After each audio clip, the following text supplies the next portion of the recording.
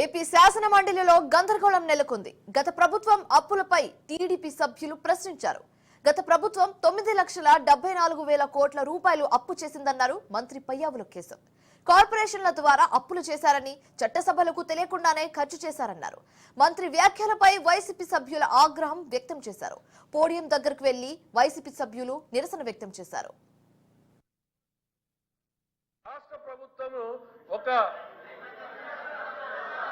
రాష్ట్ర ప్రభుత్వం మంత్రి గారు రాష్ట్ర ప్రభుత్వం మంత్రి గారు ఎందుకు భయం sir? I cannot be brief sir. ఇది important subject sir. I'm not going to be brief అధ్యక్ష. మీరు దయచేసి నన్ను అనుమతించాలి. రాష్ట్ర ప్రజలకి ఇది శాసన ప్లీజ్ కూర్చోండి, దయచేసి కూర్చోండి. ప్లీజ్ కూర్చోండి, ప్లీజ్ మంత్రి గారు. శాసన మండలి ఔన్నత్యానికి సంబంధించిన అధ్యక్ష. శాసన మండలి శాసనసభ ఎందుకోసం పెట్టారో, శాసనసభ ఎందుకోసం పెట్టారో ఆ విషయాన్ని ఉల్లంఘించినప్పుడు దాని గురించి నేను మాట్లాడకపోతే ఇంకెవరు మాట్లాడతారు అధ్యక్ష? ఇవాళ మీరు ఫ్యూచర్ రెవెన్యూస్ ని ఎస్క్రూ చేశారు అధ్యక్ష. అంటే 25 సంవత్సరాల భవిష్యత్ ఆదాయాన్ని ఈ సంవత్సరం నేను వాడేస్తే తర్వాత గెలిచేటువంటి ఎమ్మెల్యేలు ఏం కావాలి అధ్యక్ష? ఏ సొమ్ముకు అనుమతి ఇవ్వాలి అధ్యక్ష? వాళ్ళు క్వశ్చన్ ఆన్సర్లు వస్తాయండి అధ్యక్ష. స్టేట్ ఫైనాన్షియల్ కార్పొరేషన్ పెట్టి రాష్ట్రంలో ఉన్నటువంటి డబ్బులన్నింటినీ కూడా డైవర్ట్ చేసి ఇవాళ ఆ సొమ్ములన్నీ కూడా స్టేట్ డెవలప్మెంట్ కార్పొరేషన్ డైవర్ట్ చేశారు అధ్యక్ష. ఇది ఖచ్చితంగా రాజ్యాంగ ఉల్లంఘన అనేటువంటిది మేము ఆ రోజు చెప్పాం. ఆ తర్వాత కేంద్ర ప్రభుత్వం కూడా అది కరెక్ట్ అని చెప్పి నిబంధనల్ని మార్పు చేయడం జరిగింది అధ్యక్ష. వినే ఒప్పుకున్నాను అధ్యక్ష.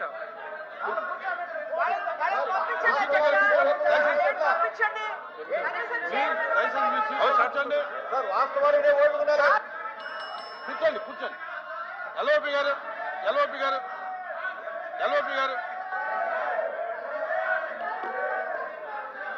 మాట్లాడండి. మీరు మాట్లాడండి. ఎల్ఓపి గారు మాట్లాడండి.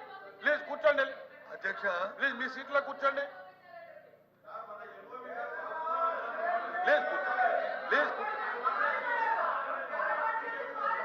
ప్లీజ్ దయచేసి కాంట్రవర్సీ చేయకండి. దయచేసి ప్లీజ్ సెలవు. అమ్మా కూర్చోండి. రామారావు గారు కూర్చోండి. శ్రీకాంత్ గారు కూర్చోండి. ప్లీజ్ అధ్యక్ష. ప్లీజ్ అధ్యక్ష కూర్చోండి. రామారావు గారు ఎల్ఓపి గారు మాట్లాడారు. కూర్చోండి. మీరు కూర్చోండి. తర్వాత మాట్లాడండి. తర్వాత మళ్ళీ మాట్లాడండి అధ్యక్ష. ఇది ప్రశ్నోత్తరాల సమయం అధ్యక్ష.